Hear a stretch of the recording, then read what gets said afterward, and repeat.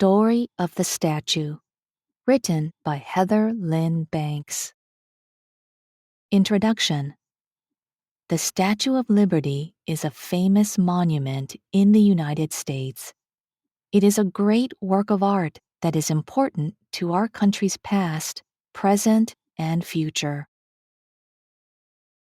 Supersized statue. The Statue of Liberty looks like a giant green woman.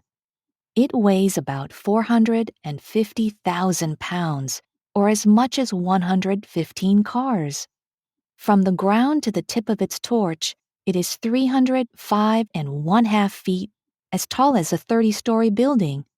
From head to toe, it is 111.5 feet tall, taller than 3 school buses stacked end to end. The statue is located on an island near New York. As the tallest statue in the United States, Lady Liberty can be seen from miles away. Where did this famous monument come from? An idea is born. Édouard de La Boulaye, a French historian, admired the United States. In 1865, he gave a dinner party. One of the guests was the sculptor Auguste Bartholdi. Mr. La Boulaye told Mr. Bartholdi that he wanted to give a gift of friendship to the United States. The gift was the Statue of Liberty. Mr. Bartholdi began planning the statue in 1871. First, he suggested that they build it on Bedloe's Island in New York Harbor. The Americans thought about it and agreed. Then, Mr. Bartholdi made a clay model of the statue. The model was finished in 1875. The statue needed to last through wind and bad weather, so the French engineer Gustave Eiffel agreed to help. He created a strong iron skeleton for the statue. He also had the idea to cover the outside with 300 sheets of thin copper. Made in France, moved to America. The statue was expensive. France agreed to build and pay for the statue. The United States agreed to build and pay for its pedestal.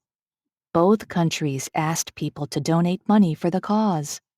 Even children gave their spare coins and dollars. In 1876, the United States borrowed the statue's arm and torch. It was put on display to help raise money. People saw part of the statue and wanted to give even more money. In 1878, the statue's head was finished and displayed in Paris. The statue's arm and torch were returned to France in 1882. Finally, in 1884, the entire statue was put together. Then the French took the statue apart. The pieces were packed into 214 crates and put on a ship to the United States. The ship arrived in 1885. The Statue of Liberty was placed on its pedestal in 1886, 10 years late. It was supposed to be given to the United States in 1876. This date was 100 years after the United States declared its independence. People were still happy, though. They held a celebration with music and a parade. President Grover Cleveland even gave a speech. Symbolism of the statue. The statue is more than a work of art. It is a symbol of friendship between two countries. It also stands for the freedom and hope of people who have moved to the United States.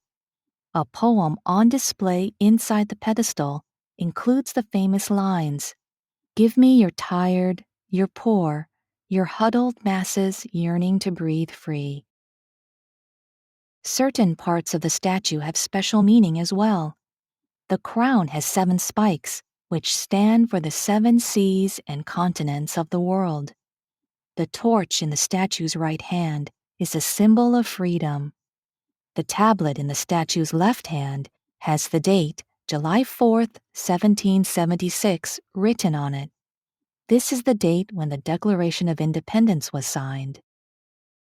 Liberty for all. The Statue of Liberty has stood the test of time, though it has needed some repairs. American workers have made the iron skeleton stronger and have added many lights. The statue started out the color of a shiny new copper penny. The air slowly made it change color. By the 1920s, it had turned green. Millions of people from all over the world visit the Statue of Liberty each year. They take a ferry to the island, which is now called Liberty Island. They were once able to climb to the torch. Today, however, visitors are only allowed inside the pedestal and crown.